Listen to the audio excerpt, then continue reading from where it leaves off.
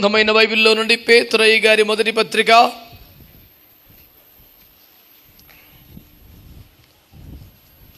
పేతురు మొదటి పత్రిక 3వ అధ్యాయం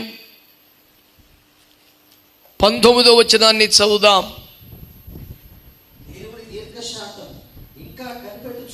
ఈరోజు మానవులందరికీ తెలియజేస్తున్న శుభవార్త ఏమిటంటే దేవుని దీర్ఘశాంతము ఇంకనూ కనిపెట్టుచూ ఉంది. అవునని కానీ ఆమేనని కానీ స్తోత్రం అని కానీ మీరు ఇంకా నిశ్శబ్దముగా వినుటకు ప్రకటనలు అయిపోయినాయి. ఉపదేశం ఆరంభమైంది. ఏకీపించి స్తోత్రం చెప్పండి గట్టిగా. హల్లెలూయా. బిడ్డలారా, నువ్వు ఏ స్థితిలో ఉన్నావో, వాక్యం నీకు అర్థమైందో లేదో, దేవుని పిలుపుకు లోబడ్డావో లేదో, దేవుని నడిపింపుకు అప్పగించుకున్నావో లేదో, నీ క్రమములను వాక్యానుసారముగా మార్చుకున్నావో లేదో, నీలో మార్పును, నీలో ఉజ్జీవాన్ని, నీలో ఆత్మకార్యమును కోరుచున్న దేవుడు పలుమార్లు మాట్లాడినా, హెచ్చరించినా, ఒకవేళ గ్రహించకపోతే, ఇంకా లోబడకపోతే, నడిపింపులోనికి రాకపోతే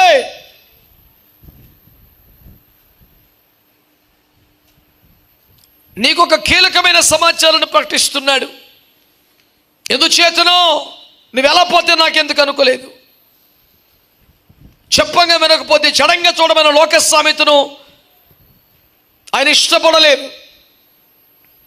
ఎలాగైనా నేను కాపాడుకోవాలని, ఆశీర్వదించాలని దేవుడు దీర్ఘశాంతముతో నీ కొరకు కనిపెట్టుకొనిచున్నాడని దేవుని వాక్యం తెలియచేస్తుంది. ప్రియులారా, నీ ఎడల దేవుడు దీర్ఘశాంతముగా దేనికోసం? ఇంకొంతకాలం అదే భక్తిహీనతలో ఉండమనా, ఇంకా అలాగే జీవితాన్ని కొనసాగించమనా, మారని బ్రతుకు, మారని జీవితం, మారని మాట, మారని హృదయం, అవన్నీ అలాగే పెట్టుకుని అలవాటైపోయిన ఆచార భక్తిని చేయమనా?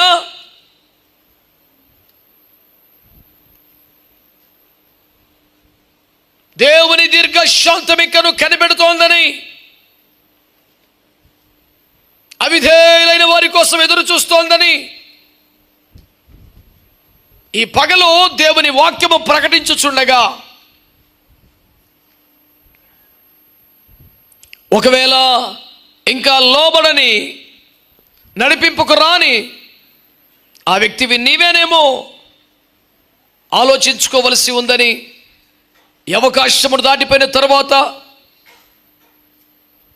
బాధపడిన ప్రయోజనం ఉండదని బైబిల్ గ్రంథంలో కొన్ని అనుభవాలు మనకు జ్ఞాపకం చేస్తున్నాయి.